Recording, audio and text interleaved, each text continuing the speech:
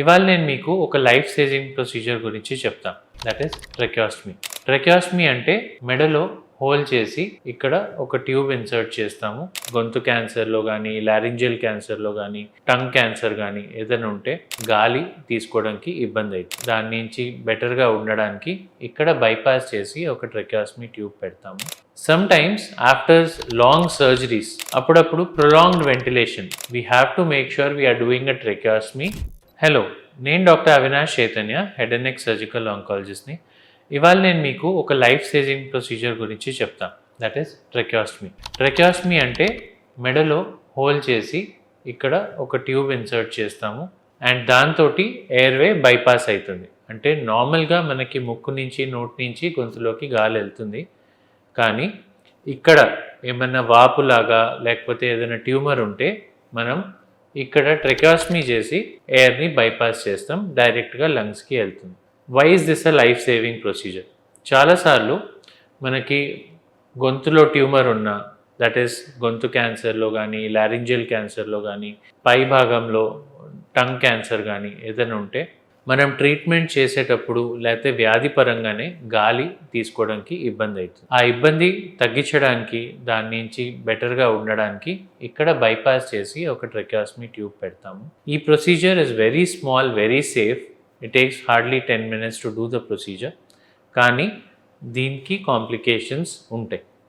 So బేసిక్గా ఇక్కడి నుంచి గాలి వెళ్తున్నప్పటికీ మనకి వోకల్ కార్డ్స్, స్వర్ణాలికల దగ్గర నుంచి గాలి వెళ్ళదు.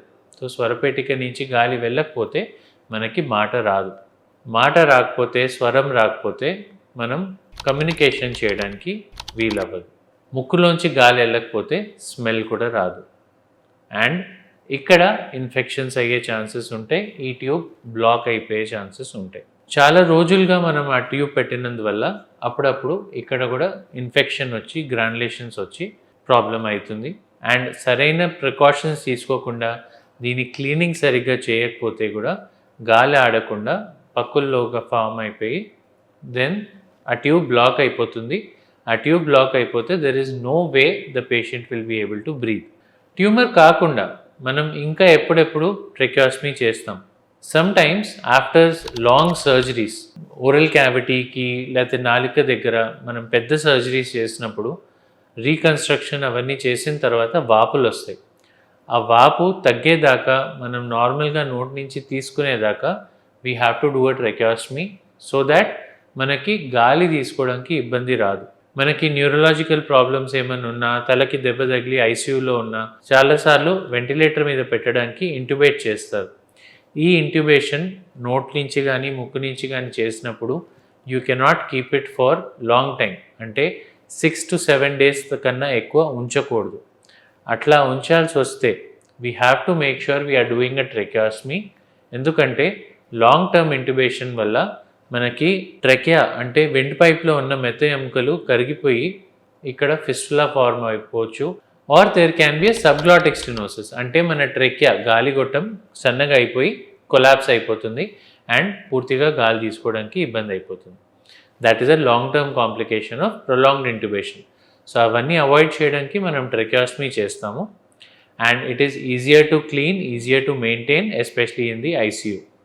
చాలాసార్లు లంగ్ ఇష్యూస్ ఉన్నప్పటికీ ట్రెకియాస్టమీ చేసిన తర్వాత పేషెంట్స్ ఇక్కడి నుంచి గాలి తీసుకోవడం ఈజీగా అయిపోయి they will prefer not to get it decannulated. అంటే ట్రెకియాస్టమీ ఉంచితే నాకు మంచి గాలి వస్తుంది అని చెప్పి they will not get it removed. కానీ దీనివల్ల వేరే కాంప్లికేషన్స్ కూడా వస్తాయి. కాబట్టి we should do good exercises, we should do lung capacity increasing exercises and then try to remove the tracheostomy tube. మనకి లారింజియల్ ట్యూమర్స్ కానీ లేకపోతే ప్రొలాంగ్డ్ ఇంట్యుబేషన్ కానీ ఈ 2-3 ఇండికేషన్సే మెయిన్గా ఉన్నాయి for tracheostomy. It is a safe procedure, life saving procedure. ఎప్పుడైనా కావాలంటే కరెక్ట్ చోట చేయించుకోండి and make sure you are able to take care of the tracheostomy tube well. లేకపోతే ప్రమాదం అవ్వచ్చు. Thank you.